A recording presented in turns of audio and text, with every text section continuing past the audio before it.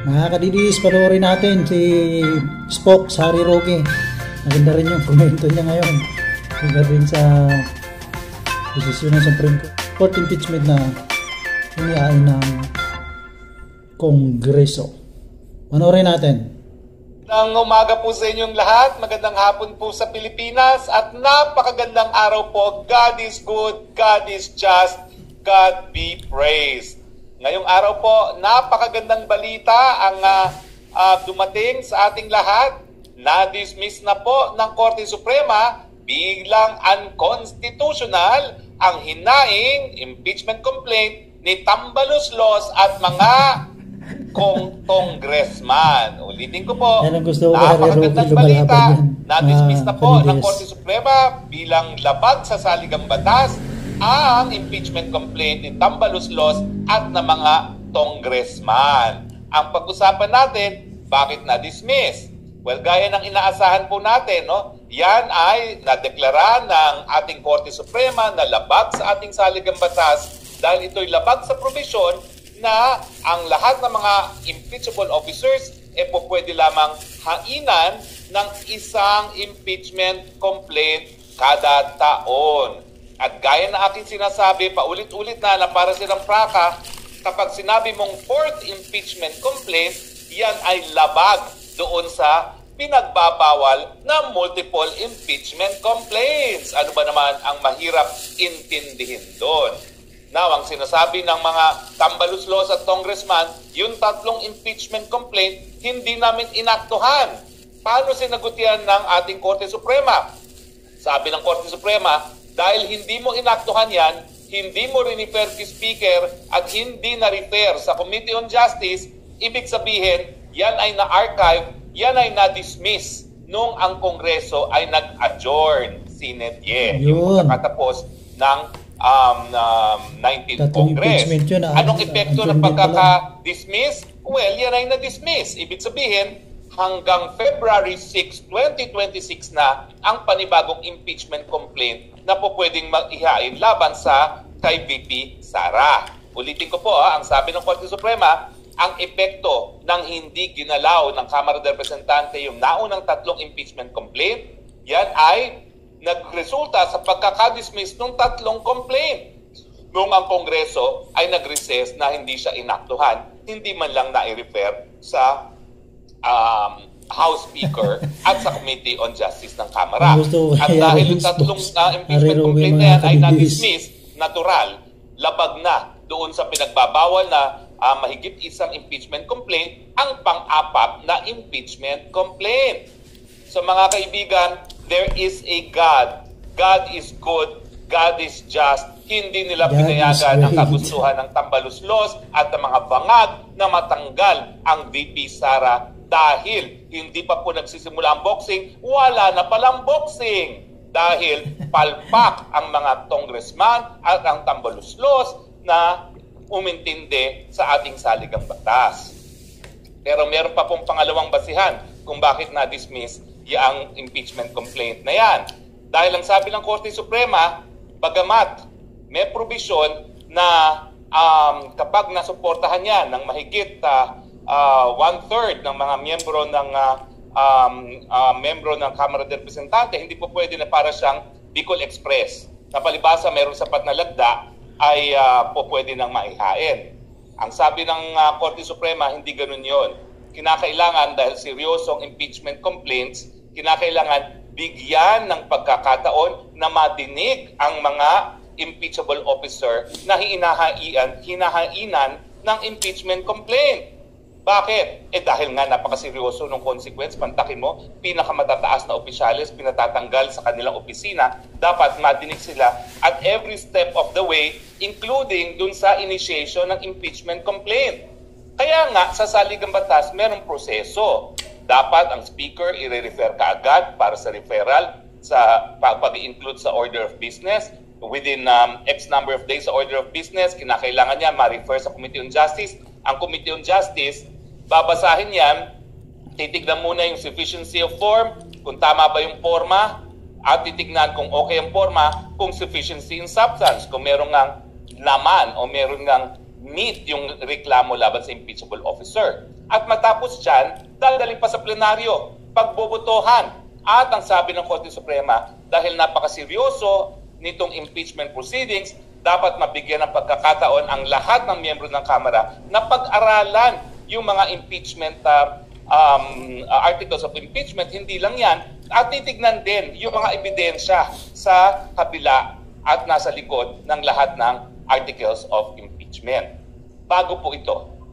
Dahil alam nyo naman, isa ako dun sa abogado na nagdulog sa Korte Suprema nung kaso ng Francisco, nung ini-impeach nila si Chief Justice Davide. Ang sinabi doon, ang impeachment ay initiated sa paghain ng isang verified complaint of impeachment at akto ng House.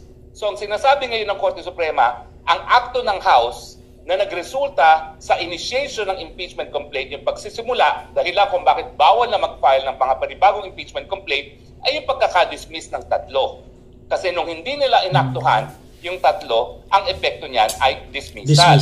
At bago rin itong desisyon nito, dahil lininaw ng Korte Suprema, hindi po pwedeng Bicol Express. Kasi ang nangyari din doon sa kaso ni Davide, doon sa Francisco, nag-Bicol Express din sila. Sandali lang po ha. Ako ay may memory lapse, hindi ko alam tuloy. Alam mo, pag tumigil ka magturo, nakakalimutan mo na, no? Pero, ang sabi ng Korte Suprema, maski meron ng sapat na lagda,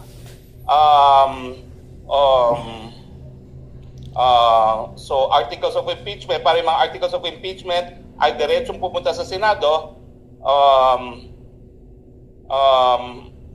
kinakailangan walang Bicol Express na pipirma na lang para pirmahan at hindi naiintindihan ko ang anong mga issue. Importante talaga dahil doon sa mga nangyayari,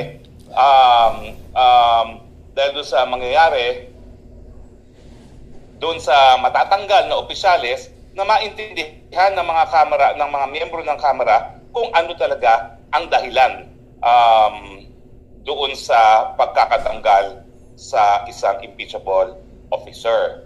Now, so ano po, nasa na ngayon si Tambaloslos at ang mga senatong at saka ang mga congressman. Wala na po sila. Wala na po sila. Ibig sabihin, mag-aantay sila hanggang, tama po ako, 1/3. Hanggang February 6. Kung kailan, 26 ba? February 26. Kasi nag-adjourn ang House at saka Senate ng February 25. So, February 26 pa sila po pwedeng mag-ain. Tama po yun, yung sinabi ng spokesperson ng Korte Suprema, hindi naman po na-absuelto si VP Sara. Pero dahil nakasaad sa saligang batas na bawal ang mahigit isang impeachment complaint kada taon, kailangan sundin yan.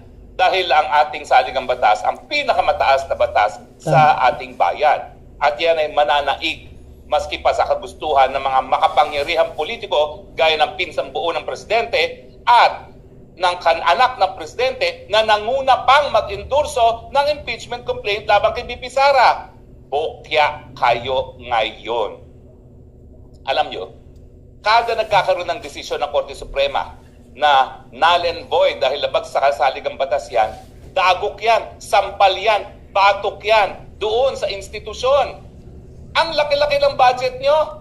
Tapos, hindi kayo nag-employ ng sapat na mga abogado para malaman kung anong tama at mali. At tignan nyo naman kung anong oras. Personal kasi. At saka yung mga resources na sinayang ninyo sa pagsusulong na isang impeachment complaint na alam naman natin sa simula't simula ay mali. Pero alam nyo, ang talagang nanalo dito, ang sambayan ng Pilipino. Kasi nga, rinespeto ang mandato na binigay kay VP Sara at naiwasan ang paggastos na naman ng milyon-milyong salapi sa walang saysay na impeachment trial. Pangalawa, I give it to the Supreme Court. Hallelujah ako sa Supreme Court dahil pinakita niya na kahit yung impeachment complaint na yan ay suportado ng presidente, kahit na ang Kamara ay pinamumunuan ng pinsang buo ng presidente na kaeskwela pa nung sumulat ng decision. Alam niyo po, nagko-contemporaries kami ni Justice Marvic Leone, ni Tambaloslos at ako, no? Si Tambaloslos technically 1 year behind me. Pero na-delay lang po yan dahil sa EDSA. So actually, mas malapit silang contemporary ni Senior Associate Justice Marvic Leonen, no? Ay nako, hallelujah po talaga. At natutuwa po ako yung aking classmate na Ilocano, genuine Ilocano, si Justice Raul Villanueva, the most junior, sumapi po at nag-concur dito sa desisyon nito. 13-0 unanimous decision po yan. Decision. Pati yung kaisa-isang appointee ni Marcos Jr. na aking kaklase ay bumoto pabor sa pag-dismiss ng kasong ito. Alam nyo, talagang ang inkling naman ng mga na-appoint sa Korte Suprema, kahit papano, bumoto pabor doon sa nag-appoint sa kanila. Pero napatunayan na aking classmate na siya ay independiente, at bumoto talaga siya na ibasura itong impeachment complaint. So mga nagwagi, una-una ang sambayan ng Pilipino, pangalawa ang Korte Suprema, dahil siyempre pinatunayan niya na siya ay tapat sa kanyang katungkulan na itaguyod ang ating saligang batas, at pangatlo lamang si Inday Sara Duterte. Bakit? Well, pangatlo siya dahil sa taong ito hindi siya maharap sa kahit yung impeachment complaint. Bagamat ang sabi nga ng Korte Suprema, matapos ang isang taon, pwedeng ihain muli. Pero napakadaming pwedeng mangyari sa loob ng isang taon. Sa tingin nyo ba, sa February 26, 2026, maghahain sila muli ng isang impeachment complaint? Yan ay 2 taon na bago mag-eleksyon sa 2028. Baka nga pagdating ng 2026, bago na ang speaker, dahil alam naman natin ang anyo ng mga politiko, galing ako dyan, magaling ang kanilang radar kung sino talaga ang dapat suportahan sa susunod na presidential election. At ang nangyari dito, dahil na-dismiss ang impeachment complaint ni Bibi Sara, lalong lumakas si Bibi Sara.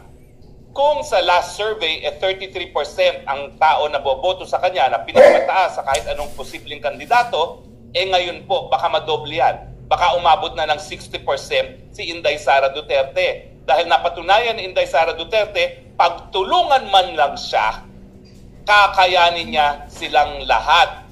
Hindi sa pamamagitan ng ayuda, hindi sa pamamagitan ng pananakot, hindi sa pamamagitan ng paggamit ng militar at pulis, kung hindi sa paggamit ng batas. Kaya naman po, bagamat walang requirement na ang presidente ay dapat maging abogado, ay nako, wag na natin pong magpaligoy-ligoy pa. Paano ka makapagpapatupad ng batas kung ikaw ay hindi mo alam kung anong batas? Kaya yung mga reads sa antivirus na yan, nako, wag niyong hahalal yan bilang isang presidente o vice-presidente, kasi ang gagawin yan, meron niyang nakadyan sa tenga at meron magdidikta na chief of staff. Miski hindi niya alam kung ano yung sinasabi niya, basta magaling siya umarte-arte, ayun, magsasalita. Diba? O ayan, nakita niyo na, Bibi Sara, pinagtulungan ng lahat, pero dahil alam niya ang saligang batas niya, nanindigan. I'm not saying na you have to be a brilliant lawyer, pero kinakailangan alam mo. At sa mula't-mula, hindi na-deter o hindi talaga natakot si Bibi Sara dahil alam niya mali ang proseso na ginawa ng Kamara de Representante. Ang aking misgiving sa desisyon nito, hindi nag-rule yung Supreme Court dun sa issue na pwede bang ma-carry over ang isang impeachment complaint from a previous Congress to the next Congress. Now, ang dahilan naman kaya hindi na yan diniscuss ng ating Korte Suprema kasi merong mga prinsipyo na kung hindi na kinakailangang i-discuss ang isang issue dahil meron ng basehan para ma-dismiss or mag-grant ang petition, hindi na nila sasagutin. At dahil lang sabi nga ng Korte Suprema, sapat na yung basehan na ito'y pinagbabawal as constituting multiplicity of impeachment complaint within 1 year, dinismiss na nila on that ground at hindi na sila nag-rule kung po pwedeng ma-carry over. Pero kailangan mabigyan kasagutan pa rin yan. Hindi natin alam kung kailan mangyayari yan. Siyempre, sabi ng Korte Suprema, sa February 2026 po pwede na maghain muli ng impeachment complaint. So, asahan natin na pagkatapos ng February 26 maghahain sila. Ang problema, wala na naman silang sapat na panahon. So baka ang gawin nila, mag-marathon session sila di umano, pero sa tingin ko, hindi na naman po pwede yan kasi sa legislative calendar na naman ng Kongreso, magre-recess na naman sila pagdating ng February of 2026. Yun naman ang dahilan kung bakit deemed dismissed yung tatlong impeachment complaint dahil nag-recess na nga yung Kongreso by February of 2026. Yung February of 2025. Diba? So, Ewan ko kung kailan sila magpa-file ng panibagong impeachment complaint. Ang tingin ko, ang susunod na impeachment complaint, dahil walang sapat para aktuhan yung February, ang susunod na niyan ay pag bumalik ang Kongreso ng July of 2026. So theoretically speaking, po pwede sa February, pero dahil mag-a-adjourn na naman sila, kinakailangan sa February o July na sila of 2026 umakto. At sa tingin nyo ba, magkakaroon pa ng hearing ng latter part of 2026 at 2027? Nangangampanya na ang mga kandidato? Hindi na mangyayari yan. So sa tingin ko, patay na ang impeachment complaint laban kay BP Sara. Lumaban na ng harapan ang mga magbangag sa gobyerno laban kay BP Sara para sa presidente sa 2028. Bagamat ako'y naninindigan, sapat-sapat na ang basihan para sisantehin ang presidente. Ngayon, kasama na yung paggamit sa mga proseso ng impeachment bilang sandata laban sa kanilang mga kalaban sa politika. Ang magandang sinabi ng Korte Suprema, alam mo, hindi namin pinaghihimasukan ang mga bagay-bagay na politika para sa mga politiko yan. Pero, ang sabi ng Korte Suprema, yung usaping politika, kinakailangan gawin sa framework ng ating saligang batas. Hindi po pwede na yung pamumulitika, gagawin mo labas sa batas na umiiral sa ating bayan. So, siyempre mga kaibigan, wagi ang taong bayan, wagi ang Korte Suprema, at ang ating saligang batas, wagi ang ating BP Sara. BP Sara. Ngayon, anong gagawin yung pambato natin? BP Sara. Well, wag niyong kakalimutan, pagkamat siya si Presidente, talagang ginutong si BP Sara. Pero tignan niyo naman, maski tinapiyasan ng budget, sino ba ang napansin ng taong bayan na gumagalaw sa kasagsagan ng bagyo? At siyempre wala pa dyan si BP Sara. Yan na sa Pilipinas dahil naririto siya sa dahig at inaatupag ang kanyang ama na hindi naman natin siya po pwedeng sisihin dahil pinagdala rito ng mga bangag si Tatay Digong, no? Well, anong mapapakita natin dyan? Anong nakita natin kay BP Sara? Sa kabila na ang daming binato sa kanya at talaga namang napakatindi nitong bigatin na dinala ni BP Sara na sinampahan siya ng impeachment complaint, she remained cool under pressure, number one. She remained confident in her knowledge of the Constitution, and she remained confident in the integrity of the Supreme Court. At nanindigan siya na talagang suportado siya ng taong bayan. Kasi kung hindi naman suportado si BP Sara ng taong bayan, tingin mo lalabanan pa niya yung impeachment complaint? Majority. Ang gagawin yan, magre-resign na para wag na matuloy ang impeachment complaint. Kung alam niya walang suporta ang taong bayan. Pero dahil alam niya nasa likod niya ang taong bayan, fight, and tignan nyo naman, winner ang BP Sara in round 1 of the Bangag versus Super Inday Sara. O, diba? Ang gusto ko mga kadinis kay Harry Roque.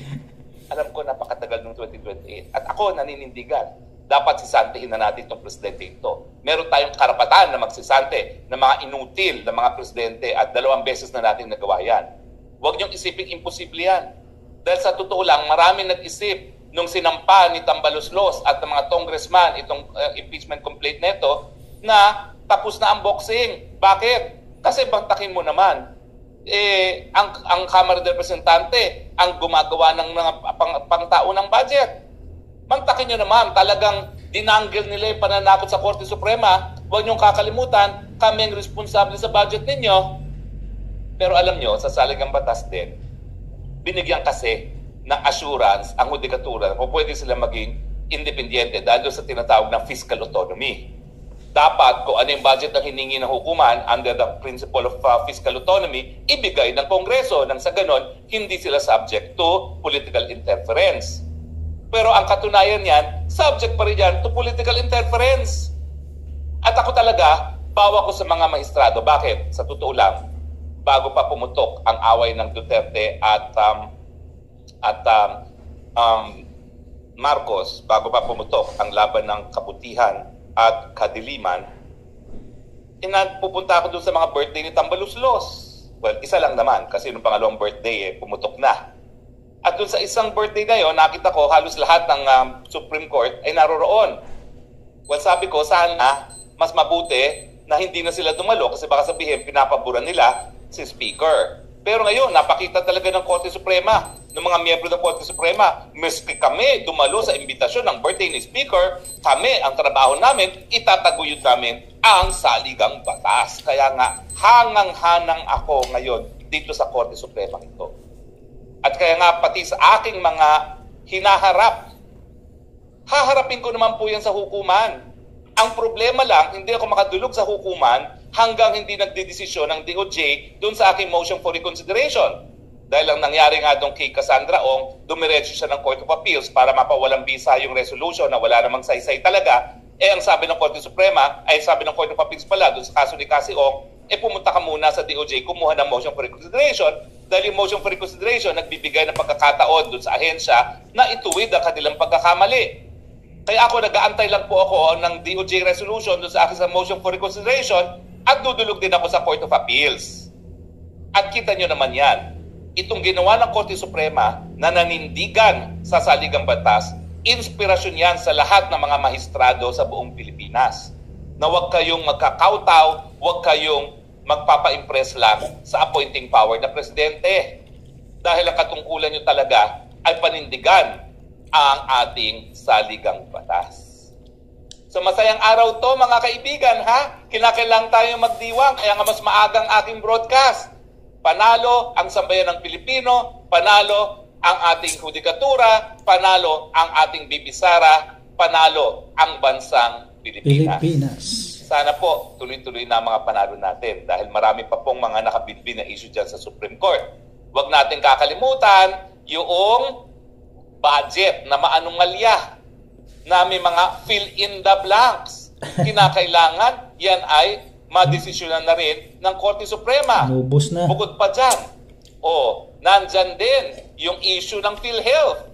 Yung aking batas na universal healthcare na nagsasabi na lahat ng pondo ng PhilHealth dapat gamitin lamang sa pagtaas ng benepisyo ng miyembro o pagbaba ng premium sa PhilHealth. Nakabinbin pa rin yan sa ating Korte Suprema. At bago po tayo magtapos, alam niyo po ako, halos 20 anyos ako nagturo sa UP College of Law. Full-time po ako dyan. Hindi ako pa part-time lang.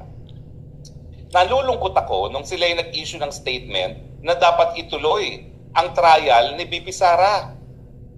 Unang-una, kasi ang babaw ng pagbabasa nila doon sa probisyon ng saligang batas. Dahil unlike me, yung aking opinion na hindi talaga po pwede matuloy itong impeachment nito, hindi dahil ako'y kampi kay BP Sara. Kasi pag gagawin ko lang yan at napatunayang mali, edi mukha akong luko-luko na walang kredibilidad ko bilang isang profesor ng batas at isang abogado. Talagang naniwala talaga ako na ang saligang batas ay nagbabawal doon sa fourth impeachment complaint. Kasi nga ulit-ulit ko, ano ba yung intindi mo sa bawal ang more than once? Di ba number 4 is more than once? Pero yung mga taga-UP College of Law, mababaw yung kanilang ginawang resolusyon na dapat ituloy ang paglilitis. Bakit? Kasi dilawan sila na sumusuporta ngayon kay Marcos dahil nagsaling puwersa na nga ang Marcos, Tama. ang dilawan at ang teroristang PNPA. Pangalawa, bakit yung aking mga kasama sa faculty tahimik sa mga ibang issue? Bakit wala silang collective statement as professors of law pagdating doon sa maanumalyang budget? Bakit wala silang collective statement pagdating doon sa PhilHealth?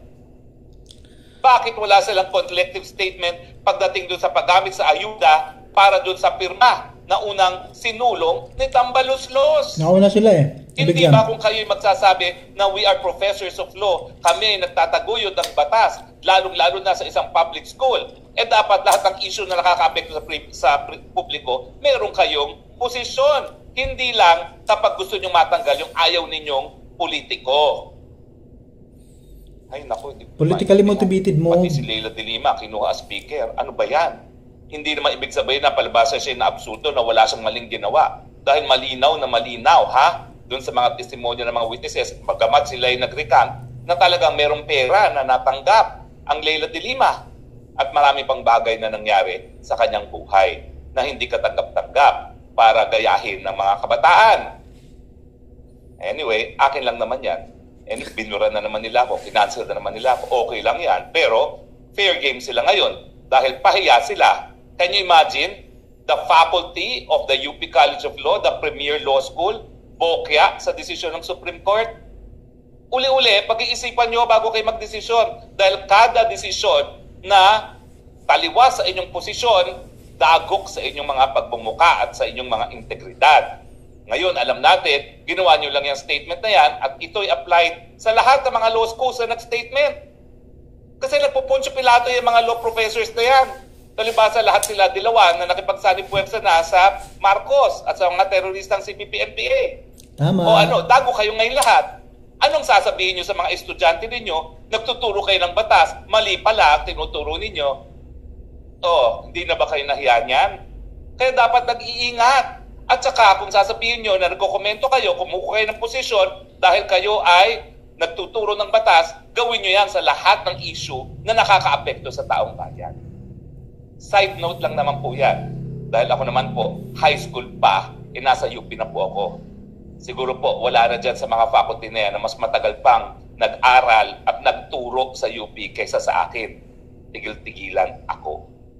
Well, I take that back. Marami doon talagang doon na nagturo sa pulat mula. Pero sa totoo lang po, nung ako'y naging kongresista, napakadami namin umalis sa faculty ng UP College of Law, kaya maraming latak na nakapasok. Kasama na dyan yung mga umalis, ha? Ngayong Senior Justice Marvic Leonen, dating Chief Justice Melo Sereno, si Judge Pangalangan, si Florin Hilbay, si Barry Gutierrez, ako, si Rowena Guanzon, o sino pa ba mga umalis? May isa pa doon, yung nagtuturo ng constitutional law na naging dean ng MLQU. Yan po yung panahon na talaga namang aktibong-aktibo yung faculty, hindi lang sa pagtuturo, kundi sa pag-aargue sa Korte Suprema para mag-provoke ng jurisprudence. Hindi ko naman sinasabi na talagang palpak kapag natalo ka. Pero siguraduhin mo naman na kapag ikaw ay nagsampa ng kaso na merong merito at importante magkaroon ng desisyon ng Korte Suprema. Pero pag gaya nito na ikaw ay kumuha ng isang kontraposisyon sa malinaw naman na naging desisyon ng Korte Suprema, lalabas talaga na ikaw ay gumawa ng posisyon hindi sang-ayon sa batas, kundi sang-ayon sa iyong paniniwalang politikal. At hindi rin maganda ang impact yan sa mga nag-aaral ng batas. Okay, maraming salamat po sa inyong patuloy na pagtangkilik. Ako po ay may meeting 1 o'clock dun sa aking abogado sa asylum at ako'y magbabike. Alam niyo naman, si Mr. Bike ako dito ngayon sa Netherlands. No? At hindi ko alam kung gano'ng katagal yung bike yan mula sa bahay dun sa opisina ng aking abogado. At maraming salamat po sa inyong patuloy na pagtangkilik. Congratulations, Philippines! Congratulations, Supreme Court! Congratulations, VP Sara! Congratulations sa ating mga ka-leaders. Ito po ang inyong spokes ng bayan, nagsasabi, I love you, Philippines. You're the only country that I have. You're the only country that I love. God bless the Philippines. And there is hope because God is watching. God is alive. God is good. God is just. And God will bless the Philippines. Bye.